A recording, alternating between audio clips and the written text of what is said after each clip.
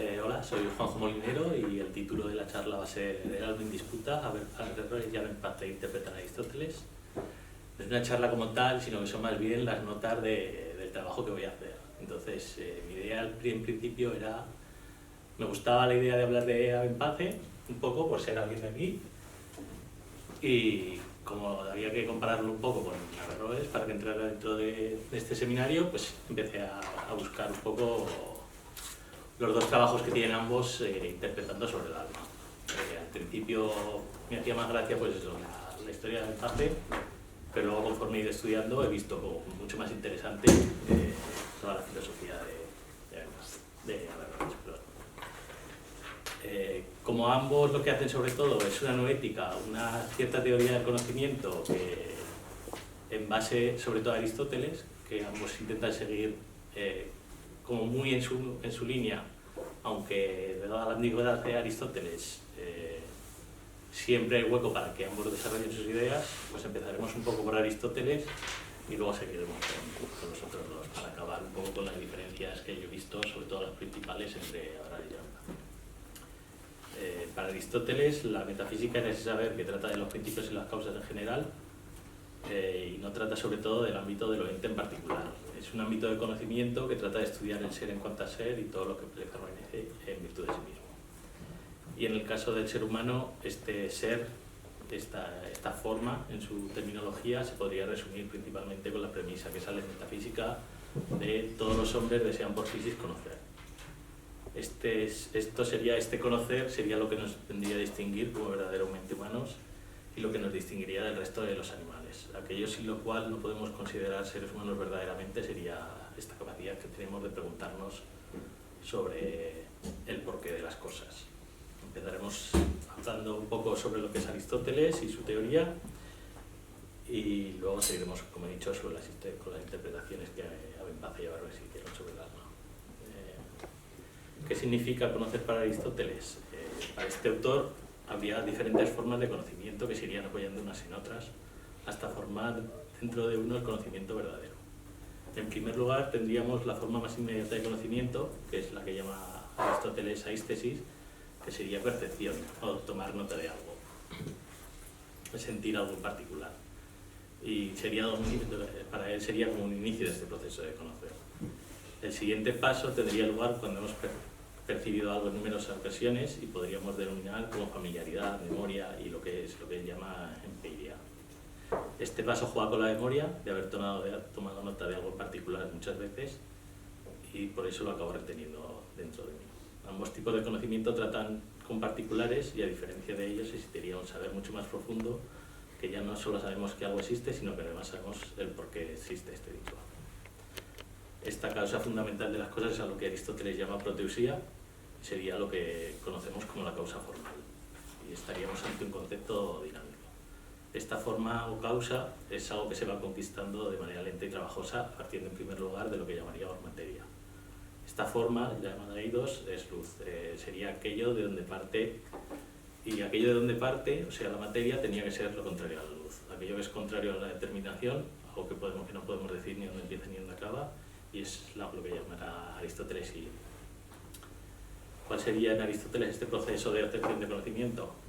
Así de forma muy resumida, el proceso de obtención de conocimiento o el inteligir sería la adquisición de estas formas. En primer lugar, realizaríamos la adquisición de las formas sensibles a través de los sentidos y de alguna forma las almacenamos por medio de la imaginación y la memoria.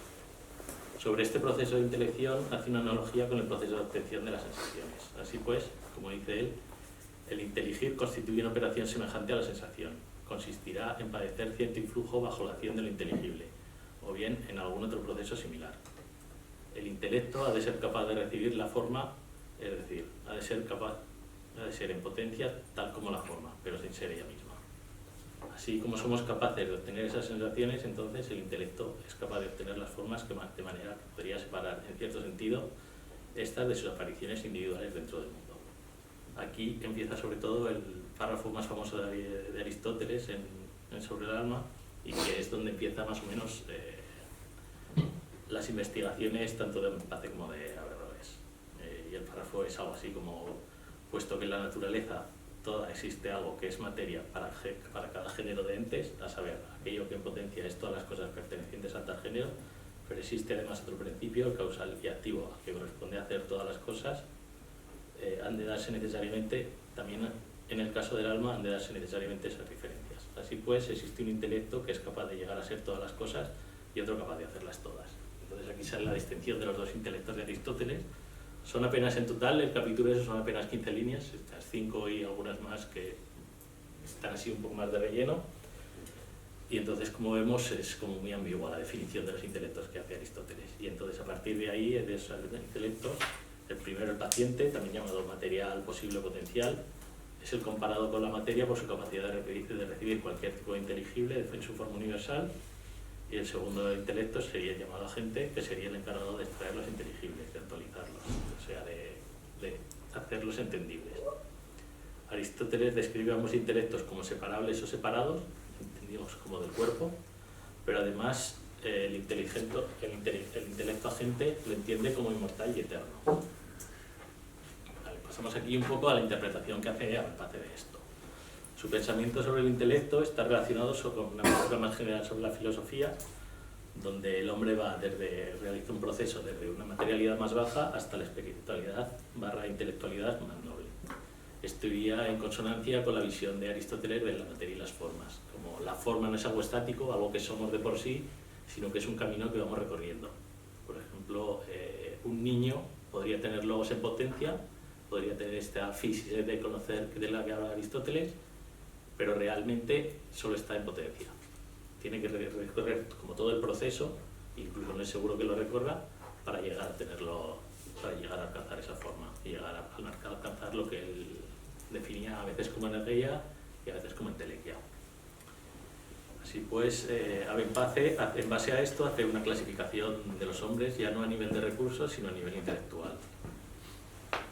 Por lo tanto, los hombres irían pasando desde menos conocimiento hasta más conocimiento. Además de esta clasificación, hace también una clasificación de las formas en 3 niveles. Estaría el nivel corporal, el nivel espiritual y el intelecto, que tienen algo que ver con los conocimientos de la forma de los que hablaba y con los tipos de alma de las que hablaba Aristóteles. Y va incluyendo en cada uno de estos niveles distintos tipos de hombres. Así habla como de no por tener más dinero estás en un nivel más elevado, sino que lo fundamental es tener una capacidad intelectual o haber alcanzado un conocimiento de intelecto superior. Y aquí es donde identifica alma, espíritu e intelecto con estos 3 niveles, aunque es difícil seguir sus textos porque dentro de ellos a veces usa alma, espíritu e intelecto de manera indiferente y otras veces hace diferencias entre ellos. Entonces, para él, el adquirir conocimiento es un proceso en el cual se pasa por 3 niveles. Se pasa de la imaginación y la memoria al sentido común y de ahí al final, que sería el intelecto agente, que sería para él como el último nivel. Define la potencia racional como el nivel de la ciencia y esta potencia racional sería como el máximo nivel de intelecto al que podría llegar un hombre de forma natural. La potencia racional es aquella por la cual el hombre recibe las cosas que son semejantes entre sí mediante inquisición sobre el mundo. Él habla de que preguntar es pedir información, información es enseñanza y preguntar es aprender. Por lo tanto, todo el conocimiento, el proceso de conocimiento empieza por el preguntar. Este nivel de adquisición está dentro de las capacidades naturales del hombre, pero todavía no es intelecto en sí, que es como lo llamaría. Estaría dentro solamente del nivel espiritual. Para llegar al intelecto, diferencia entre 4 niveles de ellos. Si para Aristóteles había dos intelectos, que sería el pasivo y el agente, él añade un par más. Añade el intelecto en acto y el intelecto adquirido en hábito, emanado, in habitus en general. Lo llama de diferentes maneras. Los 3 primeros serían intelectos individuales que pertenecen a cada hombre. Y el último, el intelecto agente, sería el que llamaría universal. El primero, el pasivo, sería simplemente una capacidad, la capacidad que tenemos todos los hombres de obtener inteligibles. Una vez que tenemos estos inteligibles, estas formas, estos universales, pasamos al intelecto acto. En este paso están todavía relacionados los intelectos con la materia, los inteligibles con la materia. De ahí el hombre pasaría a reflexionar sobre los inteligibles abstractos por sí mismo, eliminando cada vez más conexión de estos con la materia y los individuos. Y ahí es donde aparece el intelecto adquirido, que sería como el máximo nivel de conocimiento el que puede adquirir el hombre de forma natural. Y aquí es donde pasa tiene como un argumento de extracción de la materia del espíritu. Él entiende que si tenemos un intelecto y todavía está en cierta manera de desarrollo como relacionado con la materia, este intelecto seguirá siendo un ente, igual que lo puede ser una silla o una mesa. Y entonces podemos seguir inteligiendo sobre ese inteligible de forma que le vamos quitando cada vez más materia hasta llegar al último acto. Aquí ya pasamos a lo que él considera conocimiento de verdad, que sería los inteligibles puros, las formas puras y lo que él denomina intelecto agente. Él aquí hace ya un paso místico. En este intelecto agente es o bien Dios o una forma que tenemos los hombres de entender a Dios. Depende de dónde lo leas, habla de él de una forma o de otra. Este estadio final del conocimiento actúa de dos maneras. Actúa al principio porque también es posibilidad de conocer y actúa al final como el repositorio último de las formas. Unirse con el intelecto agente equivale de alguna forma a llegar a una comunión con Dios, o al menos con su idea, y llega así a una idea religiosa del intelecto, en la cual aquellos hombres que son capaces de entender la naturaleza son premiados con cierto don divino de acercarse a Dios. Esto le supuso varios problemas porque fue acusado de hereje por el hecho de que para ellos, en aquella época, esta comunión con Dios se tenía que dar ya en la otra vida y en esta. Y él entendía que sí que se podía, que ciertos individuos sí que eran capaces de llegar a ellos en esta vida. Seguimos luego con Averroes. En Averroes hay tres fases para cuando habla del alma. En la primera de ellas, y esto está un poco relacionado con lo que hablamos ayer, igual luego podemos hablar un poco de esto, con la última charla de la que hablamos ayer. En la primera de ellas sigue un poco a Benpace y sí que habla un poco de este intelecto agente como cierta comunión con Dios, que es el pequeño comentario, ¿no? El primer comentario que hace. Luego está el comentario medio, en el que se sitúa en una posición un poco intermedia y ya se aleja un poco de esta comunión con Dios y sigue un poco los pasos de Alejandro de Afrodisia y Temistio. Y luego en el comentario grande o el comentario largo, ya por lo que yo he leído, pasa a tener una postura, vuelve más bien a una postura naturalista como la que tenía Aristóteles. Y se aleja un poco de esta idea de que el intelecto tiene que estar, en cierta manera, relacionado con Dios. Para ello, él, en principio, trata de seguir las indicaciones de Aristóteles, pero se encuentra con un problema. Y en su comentario parece tratar de relacionar o reconciliar dos intuiciones básicas sobre la obtención de los inteligibles, que ambos parecen llevarnos a una contradicción. En primer lugar, hay una tensión existente entre la universalidad de lo pensado y la individualidad del pensamiento. Por el lado universal, entiende que si la intención consiste en abstraer las formas de la materia, estas tienen que ser abstraídas completamente, si no serían simplemente conocimiento anecdótico, percepción o imaginación individual. No llegaríamos a obtener los propios inteligibles si no eliminamos de ellos todo el acto de individualidad de los mismos, que sería un poco la idea que tiene Averroes también. Entonces, si esto no fuera así, no llegaríamos a un conocimiento verdadero y tendríamos que buscar una forma de compartir el conocimiento individual de cada uno. Por el lado individual, él dice que el alma nunca llega a pensar sin una imagen, y con esto quiere decir que el pensamiento tiene una dependencia de la sensibilidad. Los inteligibles siempre permanecerán unidos de alguna forma a las imágenes que los generan, y son destruidos cuando perdemos las imágenes. Si esta distorsión no funcionara así, querría decir que habría algo generable que ha generado a su vez algo eterno, algo infinito necesario, como serían los inteligibles. Y esto en principio para él no puede ser posible. Siguiendo este mismo razonamiento, si esto fuera así, incluso las cosas que nos aparecen en la realidad tendrían que ser en sí mismo eternas, porque tendrían dentro de ellas una forma. Entonces, si los inteligibles, como os hablaba antes, en su visión de la universalidad, fueran idénticos, únicos para todo aquel que lo piensa, el pensamiento de cada uno estaría automáticamente compartido por todo el mundo. Entonces, si yo llegara de alguna forma a un universal, tú y tú llegaríais a la vez al mismo universal. la solución que da a este problema es presentar los inteligibles de dos modos diferentes. Por un lado, estos serían relativos a cada uno de los individuos pensantes. Estos individuos serían múltiples y generados y serían destruidos dependiendo de la existencia de este individuo. Y por otro, respecto al intelecto material, que sería este intelecto común que hemos estado hablando en otras ocasiones, estos serían únicos y eternos. En otras ocasiones concluye que su estatuto ontológico no sería ni una cosa ni la otra, sino que sería un lugar intermedio entre ambos, entre esta individualidad, entre esta corrupción y entre la universalidad. Para ello nos proponen tres tipos de intelecto. Coge los dos de Aristóteles, el material y el pasivo, el material y el agente, perdón. Dándole, si Aristóteles le había dado una preeminencia mayor al intelecto agente, porque para él era más noble, él de cierta manera se lo da al intelecto material o pasivo, porque es donde se van a almacenar al final todos estos universales.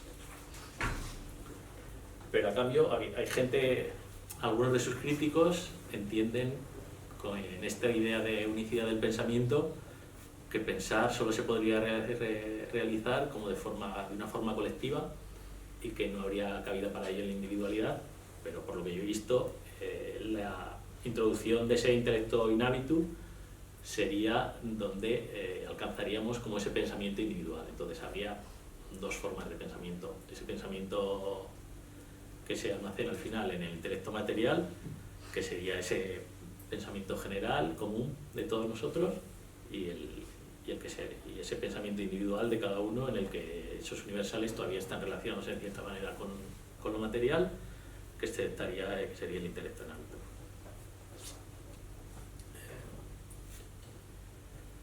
Y bueno, para él la forma de obtener estos inteligibles se realizaría de dos maneras.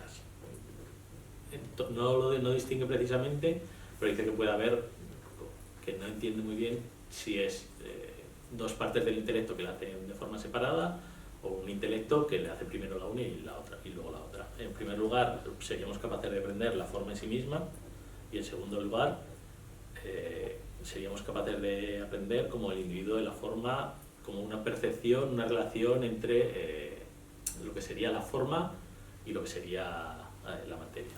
Una vez que tenemos estas dos formas de percepción, el intelecto busca la diferencia entre ambos y de esa forma va llegando cada vez más cerca del inteligible. Y aquí ya vamos a hablar un poco de las dos diferencias principales que veo entre Averroes y Abenpase. La primera de ellas es la acusación directa que Averroes le hace a Abenpase por haber identificado como la facultad imaginativa con el intelecto material. Después de leer a ambos, no lo tengo tan claro. Él dice directamente: quiere decir que el entendimiento material es la facultad imaginativa en la medida en que está preparada para que estas intelecciones existentes en la misma se conviertan en inteligibles en acto, y que solamente existe esta facultad como sustrato de los inteligibles. Abenpase situaba la facultad imaginativa en un lugar intermedio entre los sentidos y el intelecto, y mientras que los sentidos nos proporcionan información sobre el mundo exterior, el intelecto se encarga de procesar esta información de manera abstracta y conceptual. Cuando no tenemos estos sensibles delante de nosotros, la imaginación genera imágenes, que es con lo que trabajaría el intelecto. Sería más o menos lo que pensaba Aristóteles también. Pero no sé exactamente dónde Averroes llega a la conclusión de que mezcla facultad imaginativa. Sí que hay alguna frase, como por ejemplo en el libro sobre el habla de Abenpase, dice que los inteligibles son imágenes de las cosas sensibles. Entonces ahí sí que hay como cierta relación entre los inteligibles y las imágenes, pero no hay un párrafo claro en el que se diga que relaciona el intelecto material con el intelecto, con la facultad imaginativa. Y en una segunda versión, que estaría relacionada en una segunda divergencia, estaría un poco relacionada, es que para Abenpase los inteligibles son en sí mismos objeto de este mundo, y por lo tanto, como hemos hablado antes, podemos aplicar un proceso similar al realizado al resto de los objetos, obteniendo de ellos cada vez esencias más puras. Y esto nos llevaría en última instancia a esta esencia divina, que sería en sí este intelecto agente, esta conexión con Dios. Averroes entiende, en cambio, que en muchas ocasiones los inteligibles tienen que estar relacionados con la percepción sensorial para la obtención del conocimiento por medio de las esencias. Eliminaría este paso extra que hace Abenpace y en su lugar lo sustituye como por dos tipos de inteligibles. Los inteligibles simples, que serían los que nos vienen directamente de la naturaleza, y unos inteligibles compuestos, que serían los que generamos nosotros dentro de nosotros mismos. Por ejemplo, si nosotros estamos hablando, intentando entender el ser de un perro, el inteligible simple sería como ese ser de ese perro, y luego el inteligible compuesto sería ese ser de ese perro, y luego una vez que ya lo tenemos dentro de nosotros, el inteligible, él empezaría a descomponerlo en otros diversos inteligibles, como el inteligible de animal, el inteligible de mamífero, cada vez más simples. Y aquí lo que vemos es que Averroes lo que hace es una eliminación de este salto trascendental de Abenpace. En lugar de ello, habla solo de estas formas compuestas, y es lo que más interesante me parece a mí de Abenpace, que es